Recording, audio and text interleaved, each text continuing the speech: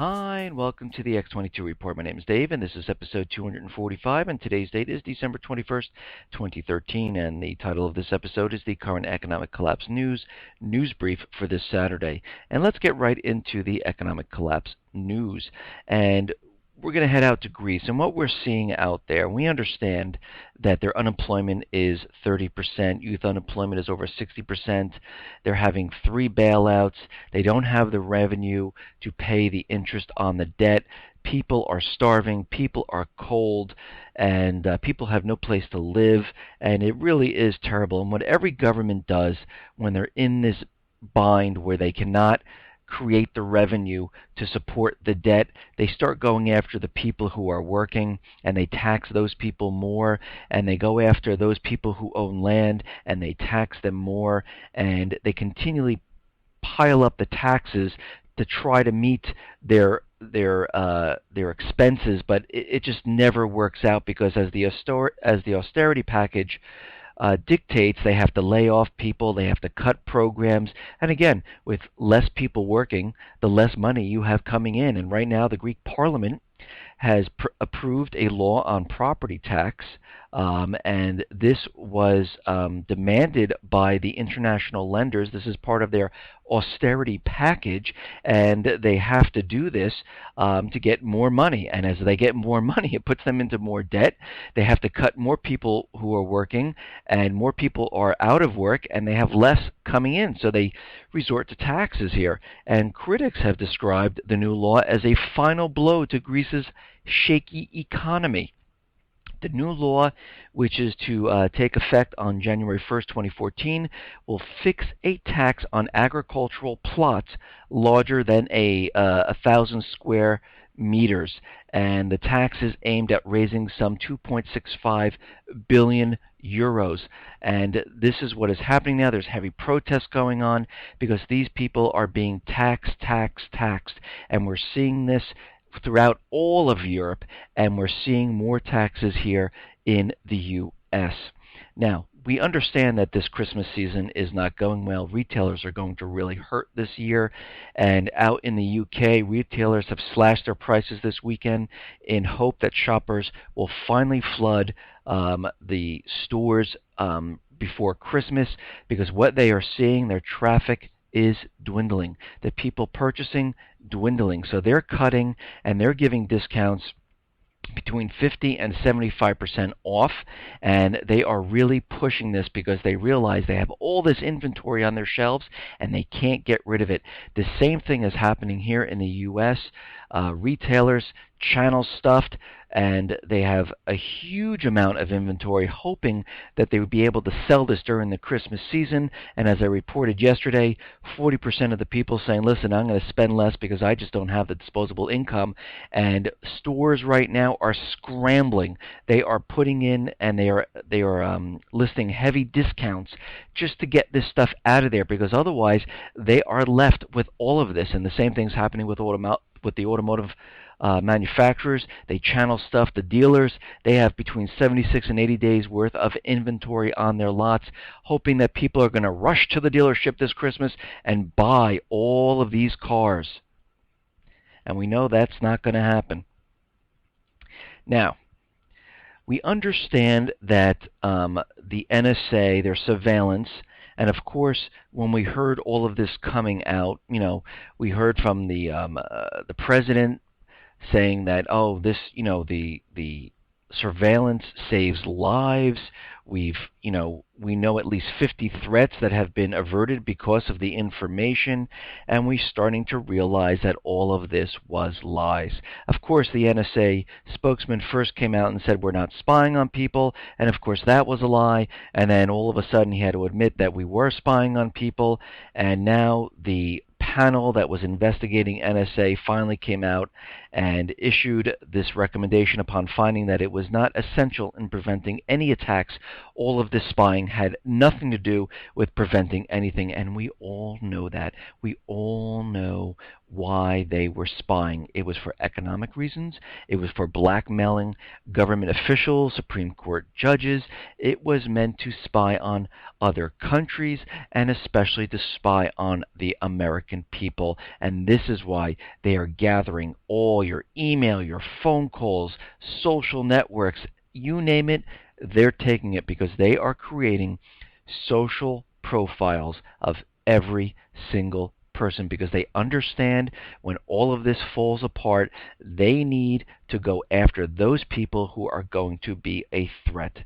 And how do we know that they're going to do this?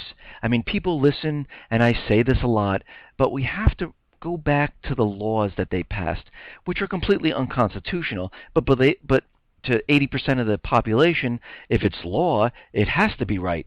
And of course, laws doesn't mean that it's right. It just means they put these in place to protect themselves, even though it's unconstitutional. Now, we understand that the NDAA 2014, slips through. It's headed to the president's desk, and, he's going to sign it. And this was all during the Duck Dynasty fiasco that was going on. But this 2014 NDAA is a lot worse than the previous one. But of course it has to be because the collapse is coming. Martial law is coming. They need to take the NSA information, take it, and integrate it into the new system that they're creating. So when it's time, it makes it easier for them to go collect the people who they believe is a threat. Now, Section 1071 outlines the creation of the Conflict Records Research Center, where the unconstitutional obtained information that the NSA has collected is compiled and shared with the Department of Defense. The information, called in the wording captured records, can be anything from your phone records, emails, browsing history, posts on social medias, and this is all integrated, and it is then created into a social profile of you. And the NDAA included provisions that purported to authorize the President of the United States to deploy the U.S. military to apprehend and indefinitely detain any person, including American citizens, yes, who he believes represents an enduring security threat to the United States. Things are getting a little bit clearer now.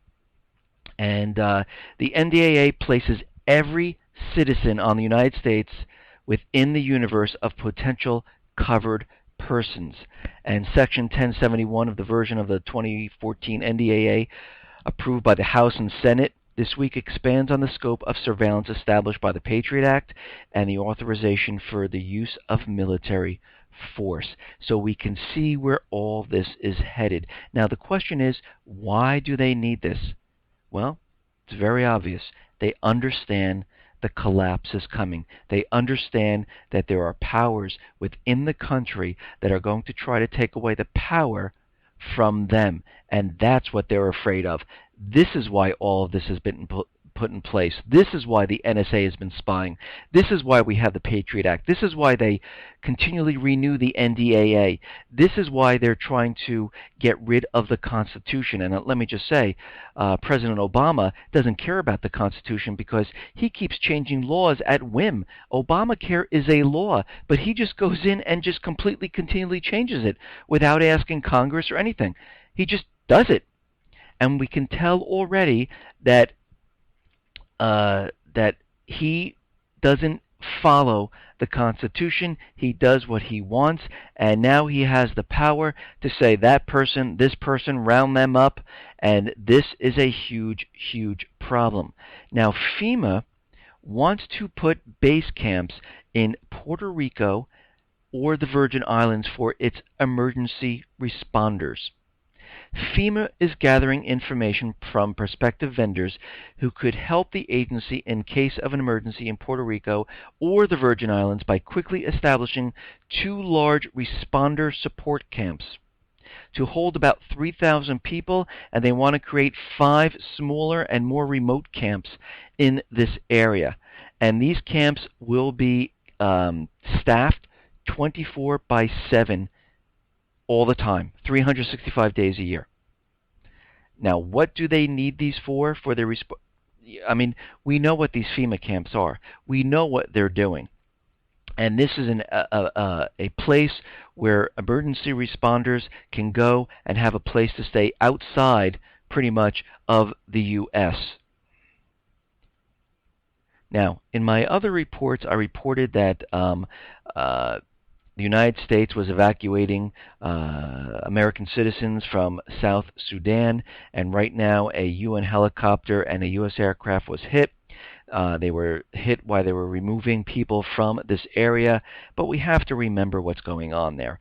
France right now is in Mali and in Central Africa Republic, and they're using drones there to, push back Al Qaeda. And we know there's no Al Qaeda; that was CIA created, and they are there for the natural resources. They are also there because they realize that China is pumping in billions, trillions of dollars into Africa at this time. And this is why the U.S., France, the private Western central bankers are all down in this area, because it is a run to get the natural resources to control this area. And China has proposed or committed about $101 billion to commercial projects in Africa, some of which are under negotiation while others are currently underway at this time. And African governments with limited resources welcome the Chinese investments. They understand and they see what is happening, that China is becoming the next reserve currency of the world. Kenya has already become the clearinghouse for the yuan, and they are making their move. The U.S., the central bankers, are making their move. Just like Russia is moving into the Arctic, the U.S., Canada are moving into the Arctic, capturing the natural resources and establishing bases in that area for World War III. And we can see all this now painting a picture. We see it. It's getting clearer and clearer as time goes on.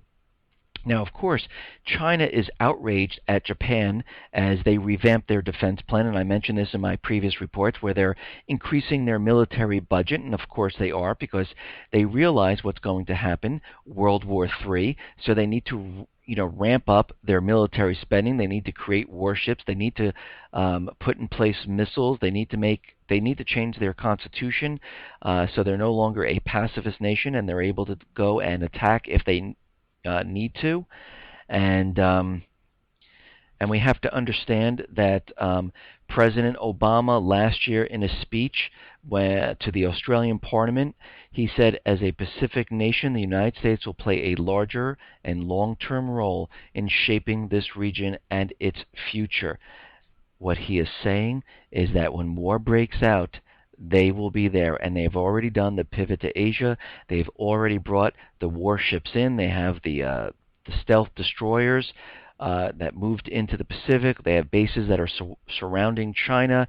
They're setting up missile bases in Guam. The missile shield in Europe is going from Poland to Romania, and Russia, of course, is saying if you're discussing this peace deal with nuclear talks with Iran, you no longer need the missile shield. And the White House finally came out and said, listen, it doesn't matter what happens with Iran. This missile shield is not disappearing. So Russia said, okay, we need to set up our own, and they're in the process of doing that right now. Now, we understand the Senate is pushing through sanctions, and the president already said he will veto this bill. So what the senators have done, and they decided that Congress will press forward with additional sanctions against Iran by overriding the president's veto. And you have to remember what the White House, the Obama administration said.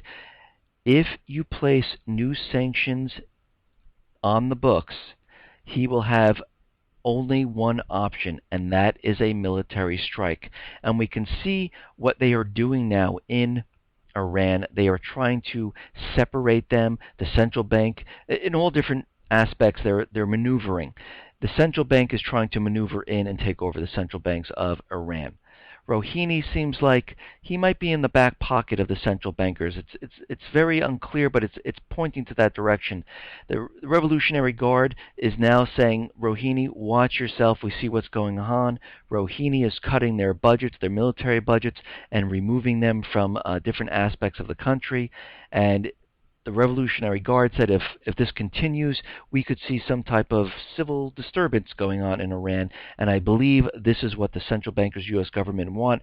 They want a separation, so they have the ability to move in and strike Iran in a way. Because what we are seeing is the president is looking and talking about peace.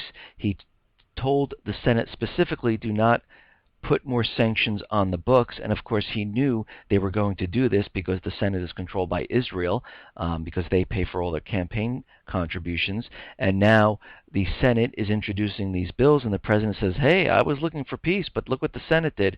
They did this, and now we might have to strike them. And all of a sudden, you're going to see a false flag event, which I've been talking about, because we see the tapering. All this plays into the picture that I've been talking about. And if you don't know what I'm talking about, go back to episode 243, 244, up to this one, and you will see. Now, we are seeing more and more cyber attacks. We are seeing more and more credit card systems being hit, more financial institutions being hit. And this is on purpose. We've been seeing this for 2.5 years. This is to get everyone ready for a cyber attack. And right now, Las Vegas hotels, among others, have been warned of more cyber attacks coming. They are being hit. There are about 300,000 cardholders which were affected, and they just want everyone in the U.S., in the U.K., and all around the Eurozone to understand that there is a cyber attack coming, because Janet Napolitano, of course, was out there saying it's not if, but when a cyber attack was going to hit, and she was very sure about what she was saying at the time. Now, alarm bells are going off as Al-Qaeda network spreads. Joel Brinkley claims the Al-Qaeda terror network is spreading like cancer. They're coming in from the north, across the Canadian-U.S. border. They're coming in from the south. They can't keep track of the lone wolves. And the State Department warns that extremists have targeted and attempted attacks on subway, rail systems, aviation, maritime services. Such attacks have already occurred in Moscow, London, Madrid, Glasgow, and soon they are afraid they're going to hit in the U.S. And we know for a fact there is going to be some type of false flag event, and it definitely will occur here in the U.S. And this is all a preparation for brainwashing everyone to make them believe that all of this is happening for a reason, and this is definitely going to happen in the U.S. And they're doing this on purpose, so when it does hit, they realize, oh my God, it was a cyber attack. Oh my God, it was a dirty bomb from Iran because of the Revolutionary Guard. Whatever they want to blame this on. We reported back in CNN they had intel about Assad having chemical weapons, but we weren't sure, and he had a hidden cache, and now here they are in the U.S., and this would be a point where they declare martial law. They have the NDAA, which the president's going to sign. And then we have a full-scale martial law. Banks are locked down. You can't get your money out. Now we're going to war, and the Constitution is suspended, and here we go. And now, additional information that the FDA, the Food and Drug Administration, is proposing a rule on Friday, and they want this done quickly. They want all major food producers to develop a plan to prevent intentional attempts to contaminate the food supply. And they need this done quickly. This is what it's saying. So we can see where all of this is headed. We understand that the central bankers know, the U.S. government knows that the economy is collapsing. This is why we are headed down the path. This is why they mentioned tapering. This is why in January they're saying they're going to taper, but they left a back door open to them where they said if they had to increase QE, they would. And we know for a fact there will be some type of event which will allow and take the blame off the Fed and the U.S. government and blame it on another country for the collapse of the economy, and they will be pumping QE back up. Listen, everyone, thanks a lot for listening. Be well, be safe, and especially be prepared. Thanks a lot.